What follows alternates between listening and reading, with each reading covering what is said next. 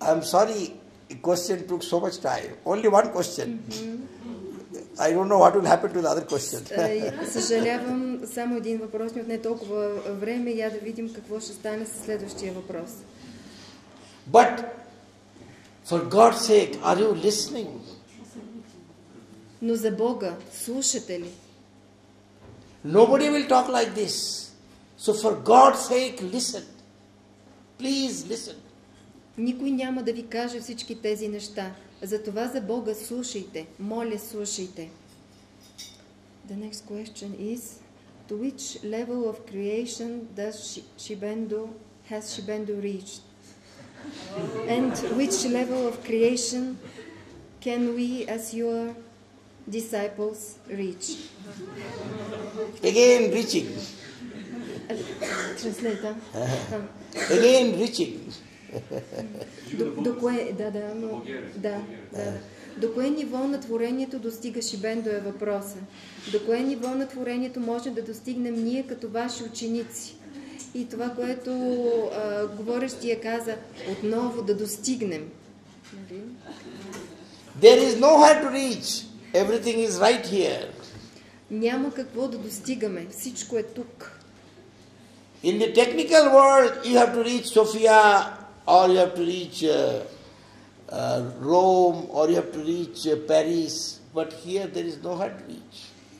В техническия свят трябва да стигнете до София, до Париж, а тук за тези неща няма какво да достигнете. And Shibendo is nobody. And what has happened in Shibendo is a nobodiness.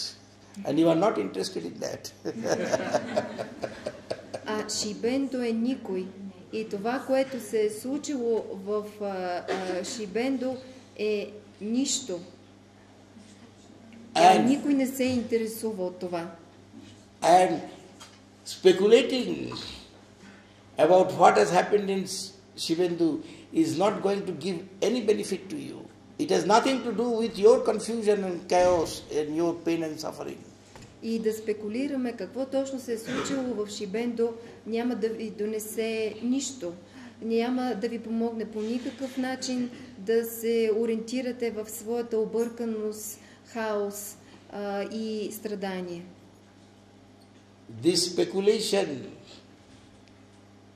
and curiosity about others may be good in technical world. If you see a machine which is better than the machine that you have for manufacturing a particular item, you can be curious. You can know. But human beings are not machines. They are life. There is no need to be curious about anybody else. What is needed is to look at oneself, why such curiosities are happening, what the hell is going on, why there is no peace, why there is always a craving, always an agitation. What is it that we cannot get rid of, because of which all this question of reaching and reconstructing and reformulating of this short little eye is going on? The eye is an illusion. It has to be dropped, not to make it reach anywhere. An illusion reaching anywhere doesn't mean anything. It is still illusion. И всичко това са спекулации и любопитство. В техническия свят любопитството има своята почва. Там виждате, че някой има машина, която е по-добра от тази, с която вие работите, и е нормално да бъдете любопитни, да искате да разберете повече за нея. Но няма нужда човек да бъде любопитен за това какво се случва в тялото на някой друг. По-скоро е добре човек да се запита защо такова любопитство въобще се случва в неговото тяло. Защо няма мир, защо винаги имаме желания, неспокойни сме.